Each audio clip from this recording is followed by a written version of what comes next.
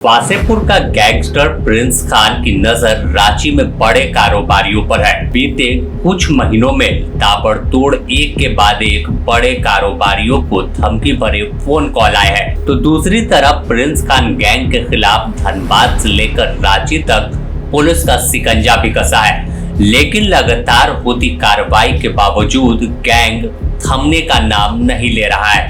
एक के बाद एक वारदात को अंजाम देकर या फिर धमकी भरे फोन कॉल कर सीधे चुनौती पुलिस को दे रहा है। ऐसे में इस खबर में जानेंगे कि आखिर कैसे गैंगस्टर प्रिंस खान के खिलाफ पुलिस का एक्शन तेज है, कहां अब बुलडोजर की कार्रवाई करने की तैयारी की जा रही है, तो दूसरी तरफ कैसे गैंगस्टर का फोन दुबई से लगातार रांची में बड़े कारोबारियों पे फोन पर आ रहा है। सबसे पहले अगर बात करें हम प्रिंस खान गैंग की, प्रिंस खान खुद विदेश में बैठा है। प्रिंस खान खुद जब ऑडियो जारी करता है, फोन कॉल आता है तो वह दुबई बताता है, लेकिन धनबाद पुलिस का दावा है कि प्रिंस खान दुबई से पाकिस्तान के बहावलपुर में जाकर बैठा है और वहीं से गैंग को ऑपरेट करता है। ऐसे में इसके खिलाफ रेड कॉर्नर नोटिस भी जारी की जा चुकी है और एटीएस से लेकर सीआईडी, सीबीआई तमाम तंत्र इसके पीछे लगा है, जिससे इस पर पूरी तरह से कंट्रोल किया जा सके।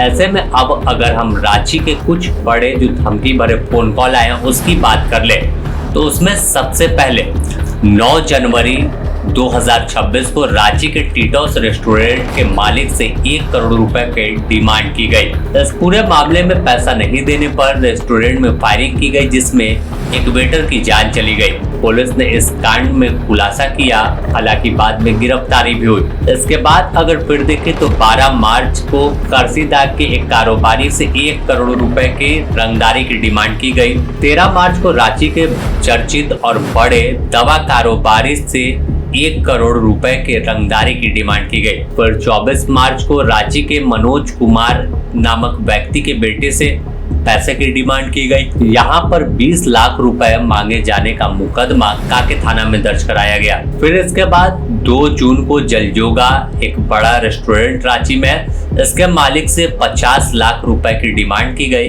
जिस मामले को लोअर बाजार थाने में सूचना दी गई। इसके बाद फिर 5 जून रांची के कैपिटल हिल होटल, 6 जून को एक और कोल परियोजना के अधिकारी को धमकी भरा फोन कॉल आता है। इसके बाद फिर 26 जून रांची के जगन्नाथपुर इलाके में एक जमीन कारोबारी से 5 करोड़ रुपए की डिमांड की गई। तमाम रंगदारी भरे फोन कॉल विदेश के नंबर से आए और विदेश का नंबर से फोन उठाते के साथ उधर से शख्स खुद को प्रिंस खान बताता है और पूरे परिवार की रेकी करने की दावा किया जाता है। जानकारी कही दी जाती है कि किस जगह पर आप रुकते हैं, कहां पर आपका कार्यालय है और किस वक्त वापस लौटते हैं। एक खौफ बनाने की कोशिश की जाती है और इसके बाद पैसे की डिमांड की जाती है। अब इन तमाम घटनाओं में कई घटनाओं को थाने तक जो पीड़ित हैं वो लेकर गए, लेकिन कई घटनाओं में सिर्फ सूचना देकर ही छोड़ दिया। इसके बाद अब अगर हम बात पुलिस की कार्रवाई की कर ले, पुलिस ने बड़ी कार्रवाई की है और यहाँ तक कि प्रशासनिक महकमा इसके आर्थिक तंत्र को तोड़ने की कोशिश कर रहा है।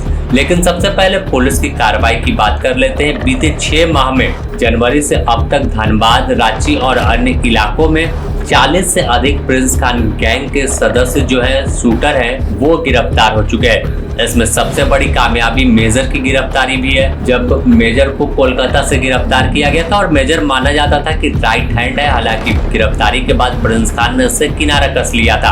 अब अगर हम बात करें तो 16 मार्च को भागाबांध ओपी इलाके में रांची पुलिस और धनबाद पुलिस एक संयुक्त ऑपरेशन करते हुए मुठभेड़ में प्रिंस खान के 2 गुर्गे के पैर में गोली मार देती है।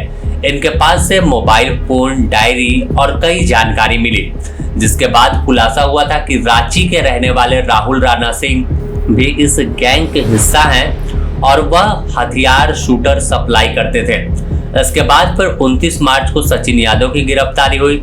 25 जून को रिजवान सिद्दीकी चिरकुंडा थाना क्षेत्र का जो गैंग के लिए हथियार इकट्ठा कर रहा था। इसके साथ ही 9 तारीख को 4 आरोपी की गिरफ्तारी होती है और अलग अलग इलाकों में लगातार ताबड़तोड़ गिरफ्तारी हुई, जो आंकड़ा कुल बताया जा रहा है कि 40 से ज्यादा है। इसके साथ अगर देखें तो कुबेर, विक्की अमन और कई ऐसे नाम हैं जो कुख्यात शूटर इस गैंग के थे। उनकी गिरफ्तारी होती है, हथियार मिलते हैं, गैंग की पूरी जानकारी पुलिस के पास पहुंच जाती है। साथ ही सबसे बड़ी कार्रवाई जब मेजर और सैफी की गिरफ्तारी हुई थी तो इसने भी कई खुलासे पुलिस के सामने किए थे, जिसके आधार पर पुलिस इसके गैंग के पूरी तरह से कंट्रोल करने में कई कार्रवाई की।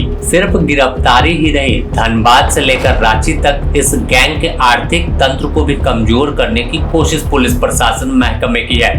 धनबाद में अब तक की सबसे बड़ी कार्रवाई दिखी जब धनबाद में एक प्रिंस खान के कथित तौर पर करीबी माने जाने वाले एक गोल्डन पैलेस पर प्रशासनिक महकमे का शिकंजा कसा है और नगर निगम में इसे अवैध करार दिया, क्योंकि इसे बनाने के समय नक्शा का ख्याल नहीं रखा गया था। साथ ही 10 लाख रुपए का जुर्माना रखा है और माना जा रहा है कि 15 दिनों का समय दिया गया है, जिसके बाद इसे जेसीबी लेकर यानी बुलडोजर की कार्रवाई इस पैलेस पर दिखेगी। कहा जाता है कि यह पैलेस में प्रिंस खान का पैसा लगा हुआ है, हालांकि आधिकारिक पुष्टि नहीं है।